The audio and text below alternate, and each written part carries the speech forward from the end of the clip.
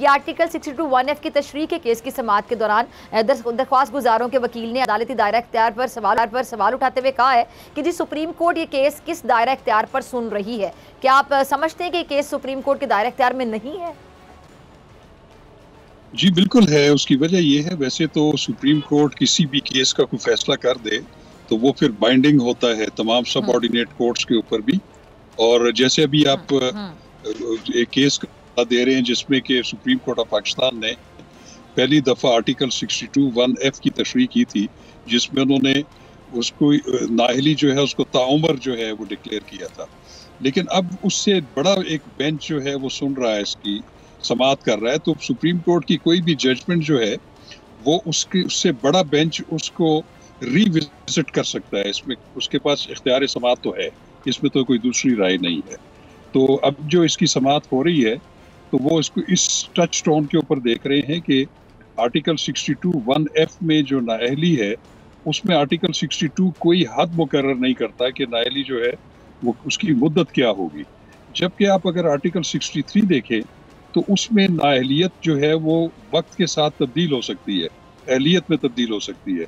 जैसे कि एक मॉरल टर्पिट्यूड में अगर किसी को सजा हुई है और उसको 5 साल सजा गुजारे हुए हो गए हैं तो वो अहल हो जाता है। इसी तरह अगर आप तौहीन अदालत के किसी जुर्म में किसी को सजा हुई और उसको 5 साल कंप्लीट हो गए तो वो भी अहल हो जाता है। ये आर्टिकल 63 की बात कर रहा हूँ।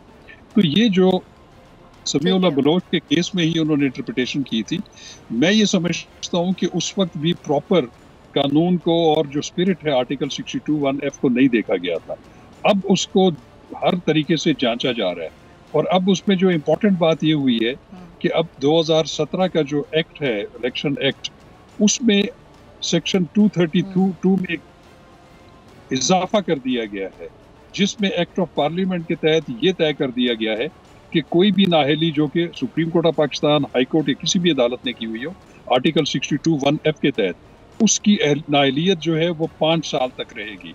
और ये एक्ट ऑफ पार्लियामेंट जो है इसको किसी ने चैलेंज नहीं किया इस तरमीम को। ये आज भी मुरवजा कानून है और सुप्रीम कोर्ट इसी को देख रही है कि क्या सुप्रीम कोर्ट ऑफ पाकिस्तान ने एक मियाद मुकर्रर नहीं थी आर्टिकल 62(1)(f) की तशरीह करते हुए उसको ताउमर नाअहली जो है वो करार दिया था। लेकिन अब पार्लियामेंट ने उस पे एक एक्ट ऑफ पार्लियामेंट के तहत, एक कानून साजी के तहत उसमें 5 साल की मुद्दत मुकर्रर कर दी है। तो क्या वो लागू होगी या वो सुप्रीम कोर्ट की जजमेंट? तो मेरी ज़ाती राय ये है कि आर्टिकल 175(2) जो है ऑफ कॉन्स्टिट्यूशन ऑफ पाकिस्तान ये कहता है कि सुप्रीम कोर्ट और हाई कोर्ट और तमाम अदालतें वो इख्तियार समाअत इस्तेमाल कर सकती हैं जिसका उनको कानून और आइन इजाज़त देता है। तो मैं ये समझता हूँ कि इस कानून के आने के बाद ज़्यादा इम्कानात ये हैं कि वो जो 5 साल की मुद्दत मुकर्रर की गई है वो प्रिवेल करेगी। ये जो पीटीआई से बल्ले का निशान वापस लिया गया, शाह खबर साहब, इसको कैसे देखते हैं आप? और साथ ही कि ये अगर ये निशान नहीं मिलता है तो जो उनके उम्मीदवार हैं उनका क्या स्टेटस होगा? क्या उनको आज़ाद तस्वुर किया जाएगा? जी बिल्कुल ऐसी है कि वैसे जो इलेक्शन के कवानीन है उसमें कुछ इलेक्शन लॉज की, रूल्स की खिलाफ वर्जियाँ हैं कि जिसकी पादाश में उस पोलिटिकल पार्टीज को इंतखाबी निशान नहीं अलॉट किया जाता।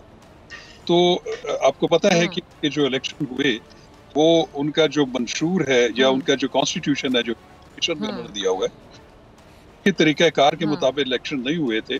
तो इस वजह से इलेक्शन कमीशन ने उनको सिंबल अलॉट नहीं किया। तो अब उनके जो कैंडिडेट्स हैं वो दूसरे सिंबल्स बिल्कुल उनको मिल और वो आज़ाद हैसियत में ही वो इलेक्शन कर सकते हैं। शाह खबर साहब, मेरे पास आखिरी 1 से 1.5 मिनट है। ये जो अदलिया पर तनकीद हो रही है, प्रोपेगेंडा किया जाता है, मनपसंद फैसला आ जाए तो ठीक है, लेकिन अगर मर्जी मंशा के खिलाफ फैसला आ जाए तो अदलिया, जजेस, उनकी फैमिलीज, उनकी बाकायदा करैक्टर असैसिनेशन शुरू कर दी जाती है सोशल मीडिया पर।